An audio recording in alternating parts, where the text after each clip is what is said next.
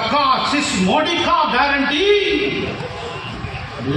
நானே பார்த்து வியந்துட்டேன். மோடி கா கேரண்டி ஹிந்தியில் அப்படின்னா என்ன அர்த்தம் தெரியுமா?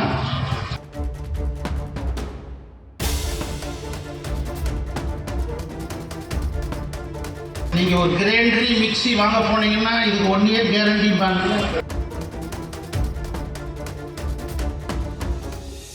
ஸ்டாலினுக்கு உதறல் வந்துருச்சு. இல்ல பெரிய சிக்கல் ஆகி போயிடும், நீ ராஜினாமா செஞ்சிரு, ராஜினாமா செஞ்சுட்டா ஜாமீன் கிடைச்சிடும். எல்லாமே இருக்கு, ஜாமீன் எங்கன்னே கிடைக்கிறது.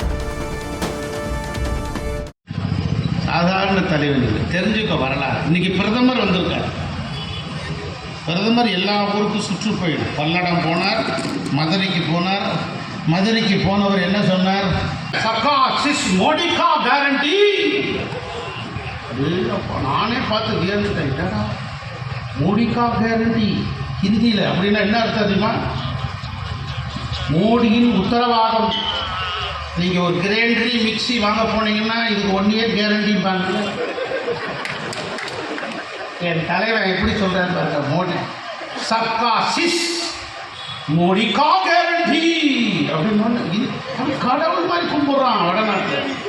தமிழ்நாட்டில் தான் தற்கார் மாதிரி என் தலைவர்.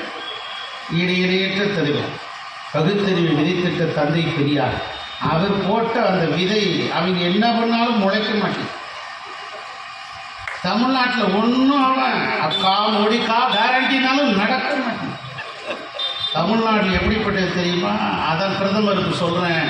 ஆப்கா பாத் தமிழ்நாடு மேற்கால் பக்கா நெய் ஹயாகே. நான் அவருக்கு இந்தியிலே பதில் சொல்றேன். தமிழ்நாட்டில் உன் பருப்பு வேகாது.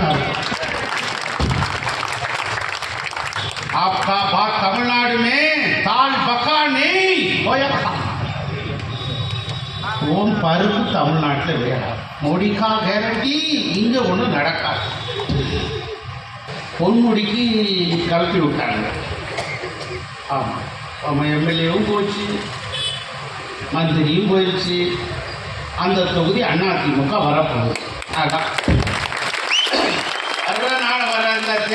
தேர்தலில் திருக்கோவில் அதிமுக கோட்டை எழுதி வச்சுக்கோ. அத்தனை பேர் கடுமையா உழைச்சு அதை கொண்டு வந்தே தீரணும். நம்ம யார் என்பதை நிரூபித்து காட்டணும். அடுத்து உள்ள ஒரு மந்திரி இருக்கார். அவர் இலாக்கா இல்லாத மந்திரியா இருந்தார். நீதிமன்றம் சொல்லிடுச்சு, இலாக்கா இல்லாத ஒரு மந்திரி சிறையில் இருக்கலாமா? ஸ்டாலினுக்கு உதறல் வந்துருச்சு. இல்லை பெரிய சிக்கல் ஆகி போயிடும், நீ ராஜினாமா செஞ்சிரு, ராஜினாமா செஞ்சுட்டா ஜாமீன் கிடைச்சிடும். அதை நம்பி இவன் ராஜினாமா பண்ணிட்டு நேற்று வழக்கு வந்துச்சு. எல்லாமே இருக்கு, ஜாமீன் எங்கன்னே கிடைக்கிறது.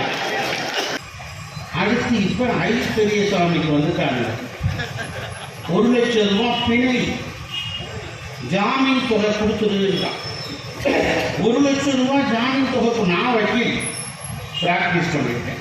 1 லட்சம் ரூபாய் ஜாமீன் தொகை கொடுத்துருந்தா என்ன அர்த்தம்? ரெடியா இது. அதுக்கு பக்கத்து தொகுதி தங்கம் தென்னரசு திருச்சுழி தொகுதி, அவருக்கு ரெடியா வாங்க. அதுக்கு பிறகு 2 மாசத்துல இன்னொரு ஆளுக்கு ரெடியா. யார் தெரியுமா? அதே நம்முடைய கட்சியை காட்டி கொடுத்த எட்டப்பன் பன்னீர்செல்வத்துக்கு. செய்திகளை உடனுக்குடனும் துல்லியமாகவும் தெரிந்து கொள்ள சப்ஸ்கிரைப் பண்ணுங்க.